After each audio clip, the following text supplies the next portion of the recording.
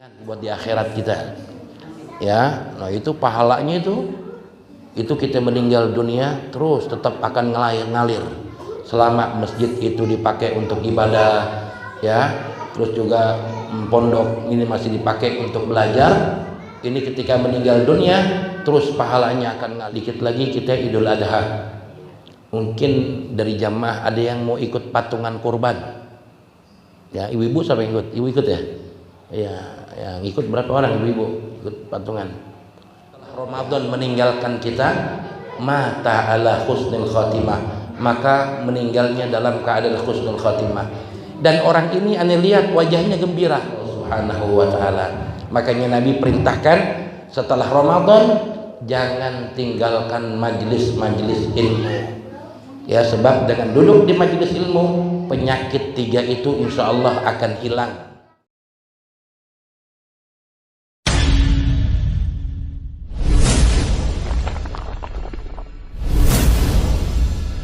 حي على الصلاة.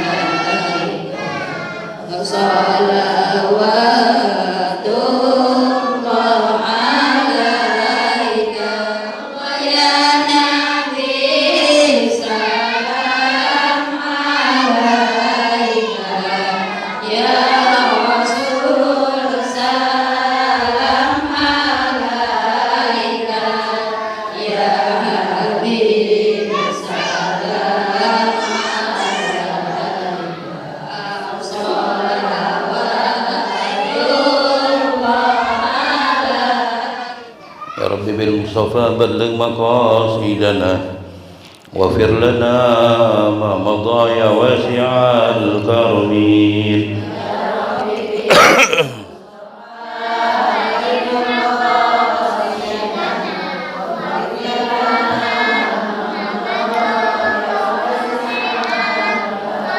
الله يا صل وسلم دائما أبدا على حبيبك خير الخلق كلهم.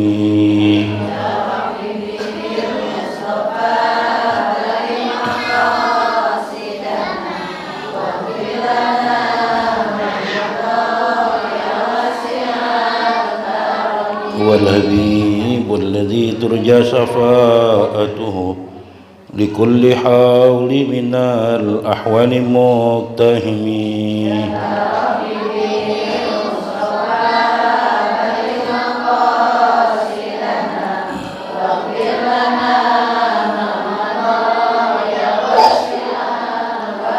ومن تكون برسول الله نصرته إن تلقه الأسد في أجمها تجمي.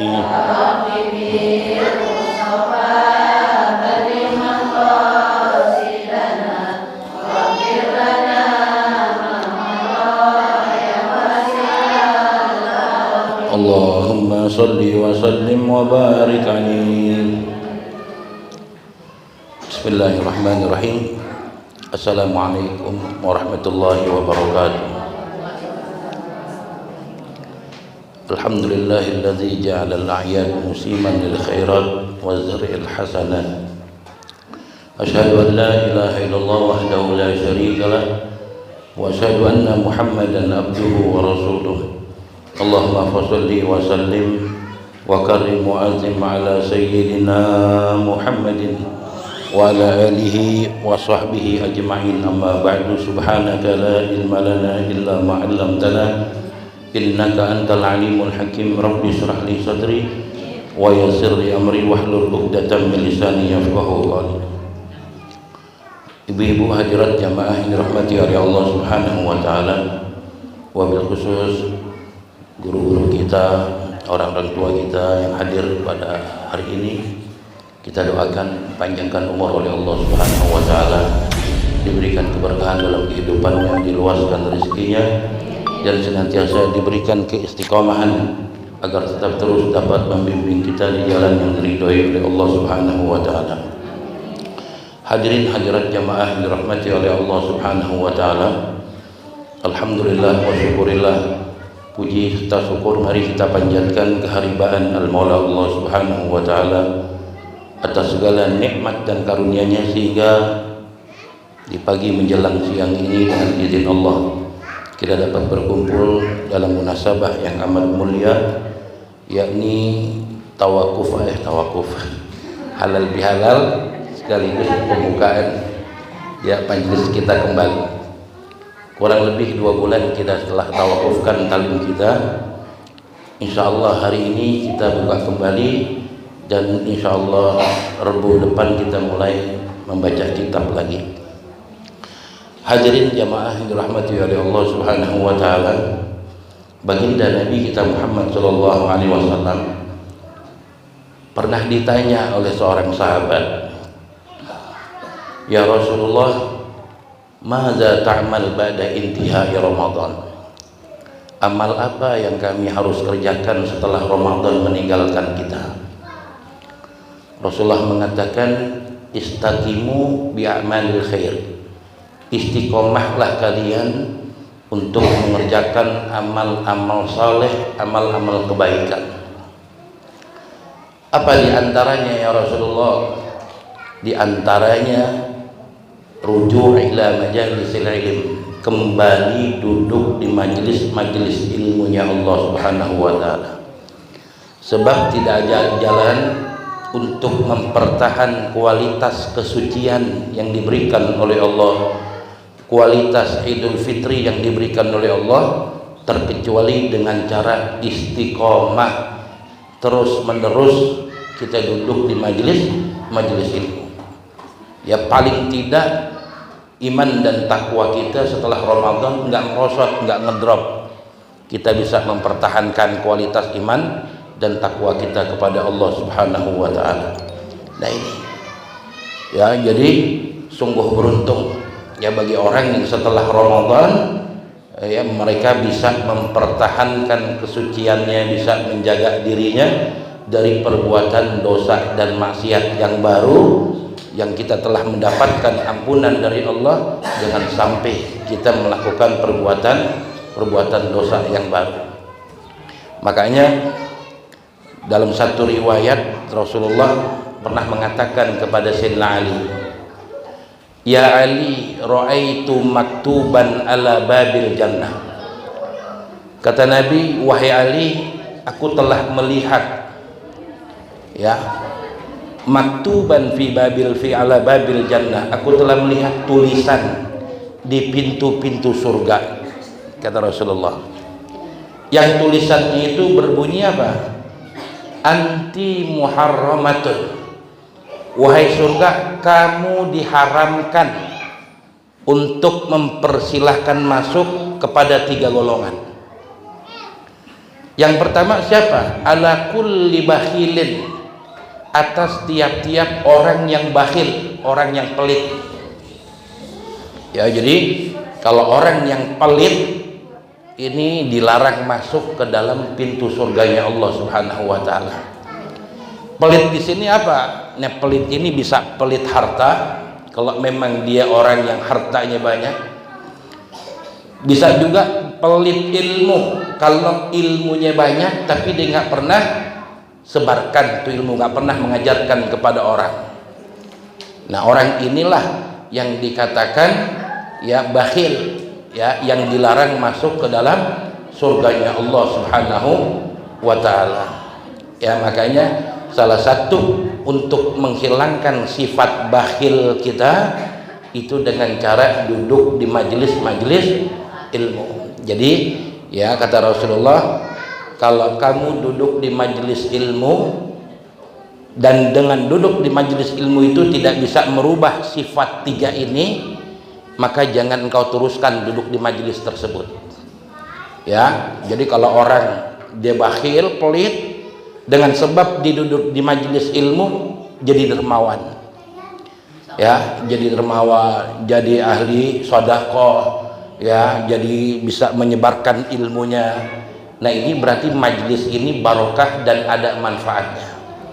Tapi duduk di majelis mana aja, di ta'lim mana aja duduk, tapi tetap aja pantat kuning juga, buntut gasiran, pelitnya juga nggak berubah-berubah, masih bakhil juga. Nah, berarti majelis itu nggak ada faedahnya. Makanya kata Rasulullah, nyari guru itu nggak gampang, ya, nyari guru itu susah, ya, susah. Ya, dulu di zaman Al-Habib, salah satu habaib di Hadramaut itu, ada satu majelis jamaahnya banyak. Kalau majelis itu bisa ribuan orang datang, tapi murid-muridnya yang sekian banyak tetap aja nggak ada perubahannya. Yang masih gibah-gibah, ya, yang demen fitnah orang masih fitnah orang, ya, yang bakhil masih bakhil. Ya, ternyata apa? Ternyata dia punya guru, sanadnya tidak nyambung dengan Rasulullah, sehingga setiap majelis taklim, setiap pembukaan taklim tidak pernah diawali dengan selawat dan tawasul kepada guru-gurunya. Nah, ini makanya kalau kita duduk di satu majelis yang di dalamnya nggak ada selawat, di dalamnya nggak ada tawasul buat guru-guru, buat orang tua, nah ini jangan duduk di majelis seperti itu, ya, sebab majelis itu baunya itu busuk. Ya, di mana majelis di dalamnya nggak disebutkan selawat kepada Nabi, majelis itu baunya seperti bangkai. Ya, nah, jadi susah-susah gampang. Yang kedua, kata Rasulullah, kalau engkau duduk di satu majelis, sifat kamu tidak berubah, taat kamu nggak berubah, takut kamu nggak berubah kepada Allah, tinggalkan majelis itu. Nah, makanya ulama ini hadir di majelis tersebut.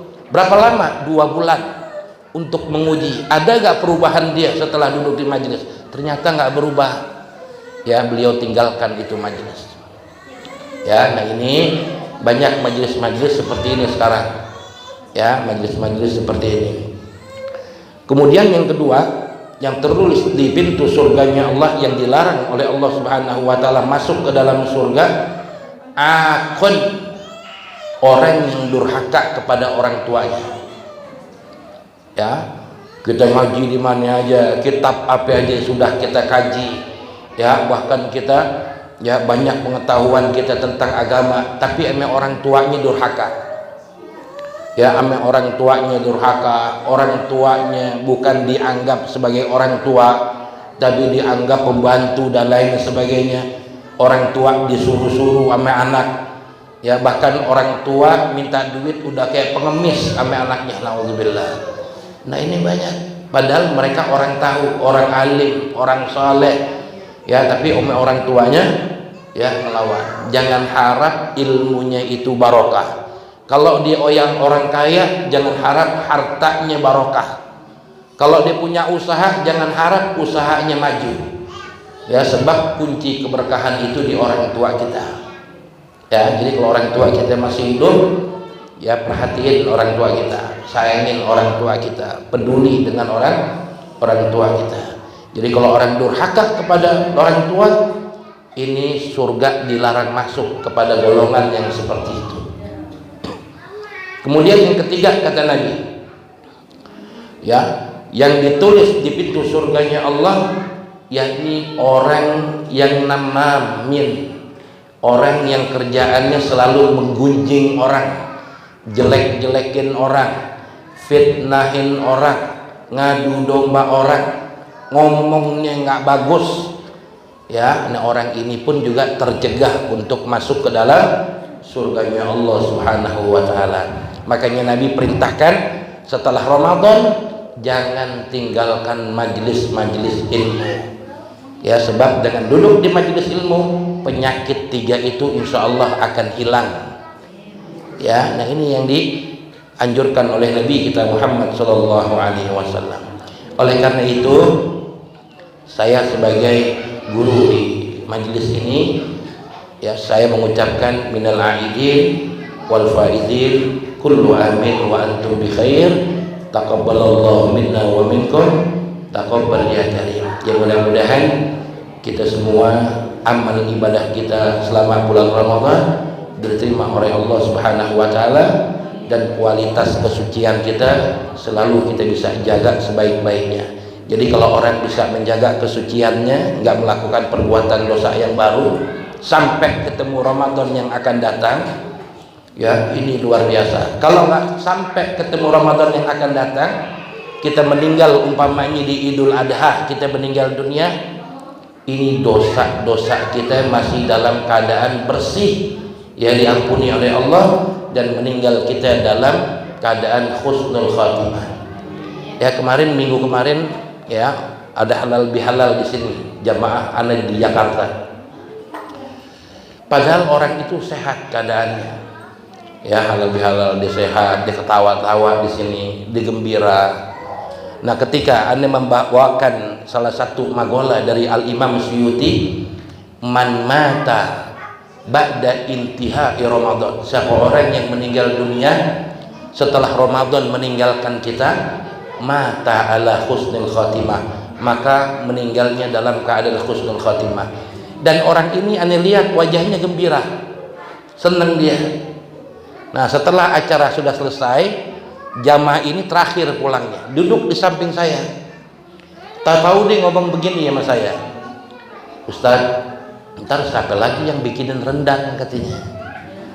Ya, dia ini kalau Idul Adha, anda kan dapat jatah tuh dari masjid 2 kilo atau kadang 5 kilo anda dapat jatah. Anda nggak pernah ambil, anda terima matangnya aja. Karena dia orang Padang, yung anda bilang jatah anda daging, anda terima matangnya aja, bikin anda rendang. Entar ongkosnya berapa anda bayar. Ya, terus setiap tahun itu. Dan setiap anda ziarah tahunan bulan Rejab, anda ziarah ke Jawa, selalu anda dibikinin rendang sama dia. Nah, pas kemarin duduk halal bihalal dia ngomong begini, ya ntar siapa lagi yang bikin rendang Ustadz ya. Anda nggak tahu kalau dia mau ngebekasin, ya mau ngebekasin tahunya dia. Ntar siapa yang bikin rendang lagi ya Ustadz ya. Emang kenapa yuk? Enggak, kata dia. Besok malamnya subuhnya Anda dapat kabar meninggal dunia dia. Ya, meninggal dunia. Wow, pantesan Buyung ngomong rendang. Anda nggak paham dia ngomong rendang. Kok Toto ngomong rendang dia? Taunya dia mau meninggal dunia. Ya, emang wajahnya saat itu halal bihalal lain, gembira. Ya, kemudian juga kan saya selalu lelang sedekah. Dia tuh biasanya sedekah dikumpulin sama satu jamaah, sama DKM. Dia nggak mau dikumpulin. Enggak ah, gue mau sendiri aja sedekah sama Ustad. Ini terakhir nih gue sedekah sama Ustad. Gitu, nggak mau digabung, dia mau sendiri, katanya terakhir gue sedekah ke Ustadz, katanya. Ya, ternyata dia meninggal dunia. Ya, ini orang masya Allah istiqomah tuh, orang istiqomah, ngajinya istiqomah. Setiap habis ngaji dia yang bikinin kopi, dia yang nyediain makanan. Setiap aneh ziarah kemana aja dia selalu ikut. Ya, dibela-belain ikut tuh. Ya, pokoknya setiap aneh jadwal khotib di masjid mana aja dia tahu jadwal aneh. Ustadz besok giran di masjid anu, dia ngingetin aneh. Ya, saking aktifnya di taklim. Ya, meninggalnya pun juga malam Selasa, jadwal taklim biasanya aneh di tempat dia. Meninggalnya juga malam Selasa. Itu sesuai dengan kebiasaan. Ya, nah makanya beruntung orang yang sering duduk istiqomah di majelis-majelis ilmu, ya sering baca Quran, sering ibadah, sering sholat duha. Ini nggak jauh meninggalnya, nggak jauh dari itu. Tapi kalau kebiasaan kita ya ngerumpi, ya ngomongin orang, setiap hari kerjaannya, ya nggak jauh meninggalnya ya habis ngomongin orang, ya. Jadi jaga mulut kita, jaga lisan kita, sebab penduduk neraka yang paling banyak siapa? Orang perempuan. Sebabnya apa? Nggak bisa menjaga lisan, nggak bisa menjaga mulutnya, ya. Jaga mulutnya, jangan kita berbuat dosa yang baru. Kita udah mendapatkan ampunan dari Allah, ya. Jaga sebaik-baiknya. Kita nggak tahu umur kita sampai nggak Ramadan yang akan datang. Ramadan setiap tahun pasti datang sama kita. Yang kita khawatirkan di saat Ramadan datang lagi kita udah nggak ada. Itu kan yang kita takutin, ya. Makanya jaga kesehatan, makan kita jaga, ya. Ibadah kita tingkatin, apalagi kita umur di atas 40 semua, ya. Ada gak yang umurnya 20 ibu-ibu? Ya, 40 semua, ya. Sisa umur kita nggak seberapa lagi, ya. Dia aja bedanya tuh yang kemarin meninggal bedanya 2 tahun sama saya, ya. Tahu meninggal sehat, ya. Nah itu, ya, kita nggak tahu. Makanya, ya, istiqomah. Dia duduk di majelis ini, bukan hanya di sini, di mana ada majelis duduk, ya. Di mana ada majelis duduk. Jadi nanti ketika kita meninggal dunia, itu banyak orang yang takziah kepada kita, orang pada kenal. Oh, si Anu meninggal dunia, Ibu Anu meninggal dunia, orang pada kenal tuh, semua majelis, ya. Nanti banyak yang takziah, banyak yang doain kita, ya. Nanti kita punya suami, perintahkan suami kita, bang sholatin no, ya. Tak kawan gue meninggal dunia tuh, disolatin di Ba'alawi gitu, sholat tuh, kayak kita suruh laki kita sholatin, ya kan. Nah, orang kalau jenazahnya disolatin oleh 100 orang, dosanya orang itu diampunin dari yang paling kecil sampai dosa yang besar diampunin oleh Allah. Gampang nggak nyari 100 orang? Susah, ya. Apalagi kita meninggalnya hari kerja, Senin, Selasa, ya, nggak ada orang, ya. Nah, tapi kalau kita memang aktif di majelis-majelis taklim, nah insya Allah, ya, orang itu akan banyak yang nyolatin kita, dosa kita diampunin oleh Allah Subhanahu wa ta'ala, ya. Hadirin hadirat jamaah yang dirahmati oleh Allah Subhanahu wa ta'ala, saya nggak banyak berbicara, ya, cuma saya mau ingatkan, insya Allah majelis zikir kita istighosah yang dulu kita pernah bikin istighosah, kita akan mulai lagi, ya. Istighosah setiap malam apa dulu? Malam Senin, ya. Ya, malam Senin kita akan buka kembali istighosah, ya. Sebab, ya, ini wasiat dari saya punya guru, jangan sampai ditinggalkan itu istighosah. Cuma kita nggak bikin seminggu sekali, ya. Kita bikinnya seminggu 2 kali aja, ya. Jadi minggu pertama kita istighosah, nanti minggu terakhir, minggu ketiga kita sholat tasbih, ya. Istighosah minggu pertama, ya, khusus istighosah minggu pertama. Nanti minggu kedua kita sholat tasbih, minggu ketiga kita sholat tasbih, ya. Jadi minggu pertama dan minggu ketiga, ya, kita sholat tasbih, ya. Sebab orang kalau sering sholat tasbih, insya Allah dosa kita habis sudah, ya. Sholat tasbih itu luar biasa, ya. Sampai Rasulullah pesan kepada pamannya, ya, kerjakanlah sholat tasbih. Kalau nggak bisa setiap hari, seminggu sekali. Nggak bisa seminggu sekali, sebulan sekali, sampai Rasulullah bilang. Nggak bisa sebulan sekali, setahun sekali, ya. Paling nggak seumur hidup kita pernah sholat tasbih. Itu untuk melebur dosa-dosa kita, ya.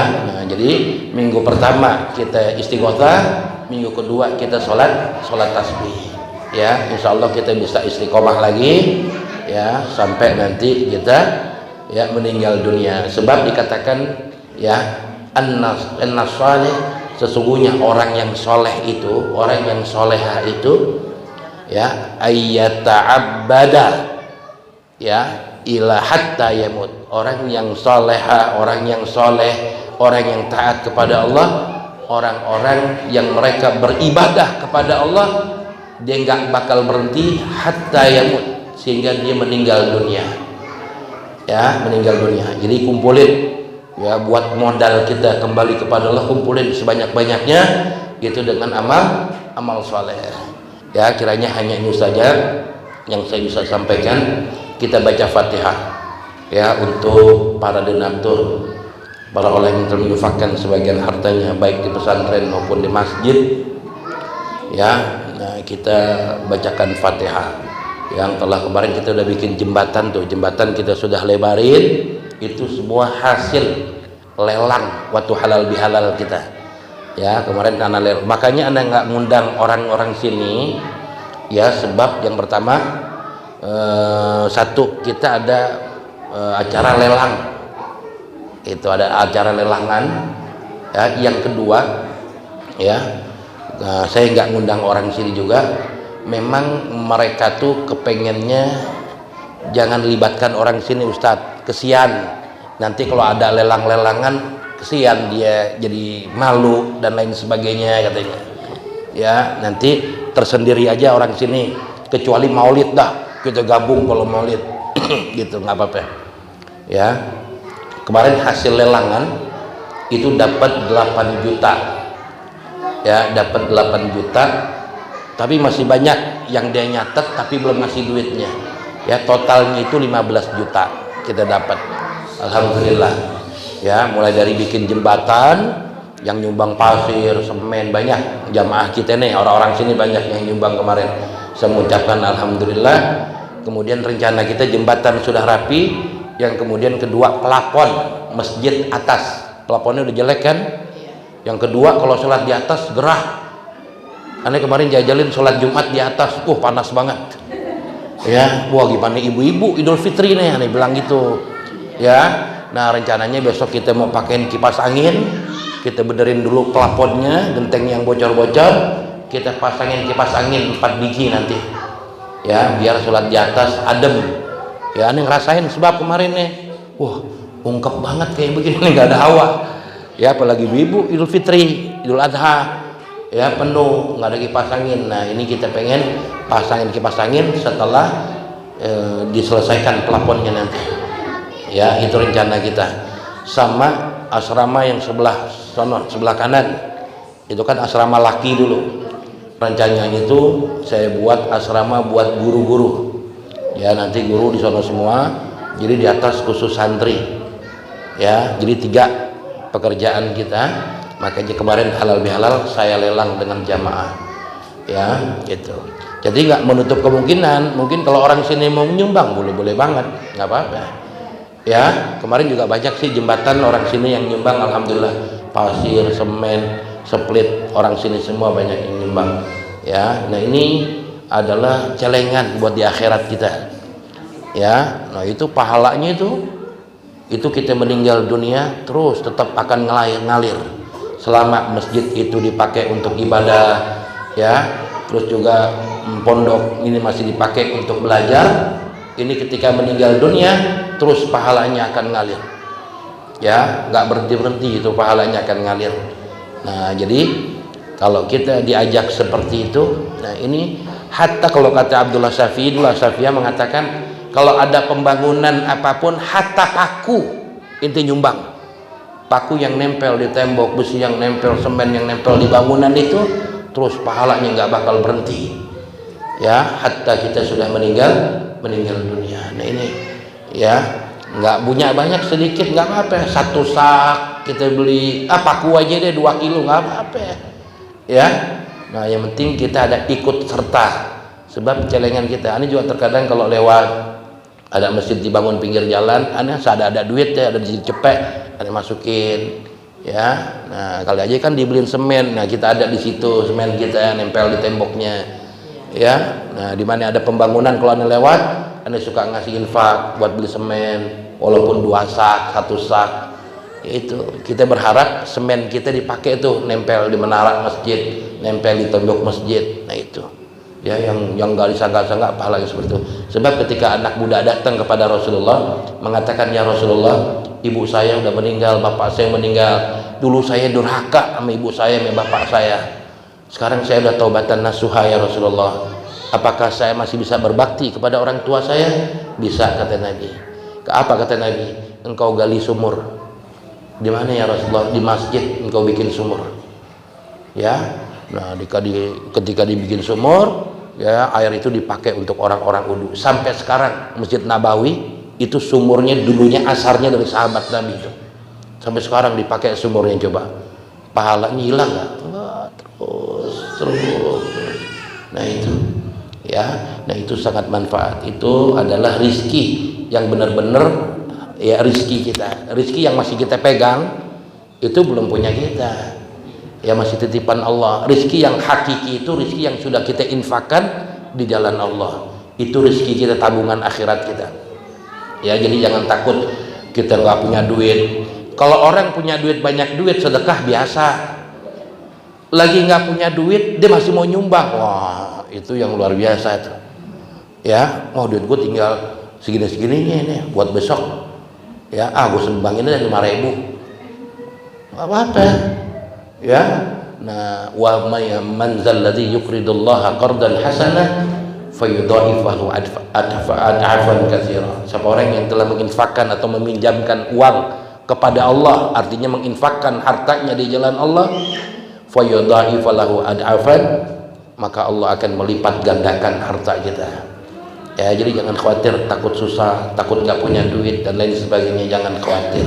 Ya insya Allah Allah balas. Yang penting keikhlasan kita nyumbang, kita sedekah, yang penting ikhlas. Ya, nah ya kita baca Fatihah. Ini saya dapat sumbangan sedekah ya berupa uang sebanyak 5 juta. Ya, 5 juta dari Bapak Haji Dahlan yang pahalanya diniatkan ya untuk almarhum Bapak Haji Muhammad Nur bin Nasir, kemudian Hajjah Rohani ya binti Saumin, kemudian mertuanya beliau yang bernama Haji Sudaria ya bin Sarpawi, kemudian Hajjah Satimah binti Nata Sajar ya, dan juga pada jamaah semua yang telah menginfakkan ya untuk membantu renovasi masjid maupun pesantren yang diniatkan pahalanya buat orang tuanya, mudah-mudahan disampaikan oleh Allah Subhanahu wa taala, dan anak-anaknya semua dipanjangkan umur, diberikan keberkahan ya, dan senantiasa diberikan sehat walafiat. Ala hadhihi niyyah wa ala kulli niyatin shalihah wa ila hadratin Nabi Muhammadin sallallahu alaihi wasallam bi sirril Fatihah. Iyyaka na'budu wa iyyaka nasta'in ihdinas siratal mustaqim siratal ladzina an'amta 'alaihim ghairil maghdubi 'alaihim waladdallin. Yang kedua, dikit lagi kita Idul Adha. Mungkin dari jamaah ada yang mau ikut patungan kurban. Ya, ibu-ibu siapa yang ikut? Ibu ikut ya? Ya, yang ikut berapa orang ibu-ibu ikut patungan? Ya, nah, ada yang mau ikut patungan, ya silakan. Ya bebas. Ya, udah ada berapa orang yang lihat di tabungan itu. Ya, selama ini kan kita hewan kurbannya dari orang-orang Jakarta. Masa kita orang kampung kita sendiri nggak ada, ya nggak ada. Nah ini jangan kita mengharapkan dari Jakarta. Nah kalau dia nggak pada ngasih, nggak ada sapi dong kita. Ya kalau kita ngandelin mereka, ya kan. Nah paling enggak ya kita ada dah orang-orang sini. Tapi alhamdulillah kemarin ada beberapa orang yang ikut patungan. Ya insya Allah kalau tahun kemarin kita bisa 2, tahun ini mudah-mudahan bisa 3. Ya bisa 3. Ya itu yang kita harapkan. Dan juga mohon maaf, setiap korban itu dikit-dikit ya, dari masih dikit-dikit. Emang kita lihat ya, satu yang kita pengen kasih banyak, sedangkan sapinya cuma 2, bingung nggak baginya? Kalau kita kurangin, pengen sekilo-sekilo gitu, pengen sekilo-sekilo kasih, cuma kan dapatnya dikit ya, ntar yang lain ngiri juga, gue nggak dapet dari masjid, tahun kemarin gue dapet, dah akhirnya omongan dah. Ya, nah ini nggak mau seperti itu. Ini juga kepengen ngasihnya 1 kilo, cuma keadaan hewannya cuma segitu, ya kan? Kalau kita kurangin sekilo, yang lain ntar yang biasa dapat jadi nggak dapat. Oh ngomong deh di mana-mana, Balawi nggak dapat nih, ya biasanya dapat. Nah kan ngeri gitu ya, ini fitnah. Ya, nah makanya saya mengajak orang sini dah. Ya jamaah kita baik yang laki maupun yang ibu-ibu, mungkin ada yang mau ikut patungan, fatal ya. Malah saya patungan cash aja nanti saat pada sudah boleh Ya, kalau sapi 3 juta. Ya, kalau kambing 2,5 juta. Ya, kalau sapi patungannya 3 juta satu orangnya. Ya, kalau kambing 2,5 juta. Ya, kalau kambing beli sendiri nggak apa-apa dah. Ya, mau beli yang murahan nggak apa-apa, bawa ke masjid umpamanya. Kalau sapi kita patungan. Ya. Nah, kalau yang patungan dari yang orang Jakarta yang biasa nyumbang itu, alhamdulillah udah kemarin belajar catetin, udah dapat 12 orang Jakarta tuh yang udah pengen ikut korban di sini. Ya, 12 orang berarti kan tinggal 2 orang lagi kita dapat 2 sapi itu yang dari Jakarta. Yang di sini kurang lebih udah 4 orang apa ya yang ikut patungan. Ya, sebenarnya dari tahun kemarin ada yang ikut patungan baru gocap, sampai sekarang gocap nggak nambah. Ya, ya. Pada sedap ngaji kan kalau dia cicil kan sama cepet-cepet, ya lumayan juga. Paling ntar sisanya baru nambahin gitu. Ya, itu aja. Ya, kiranya hanya ini saja yang saya bisa sampaikan.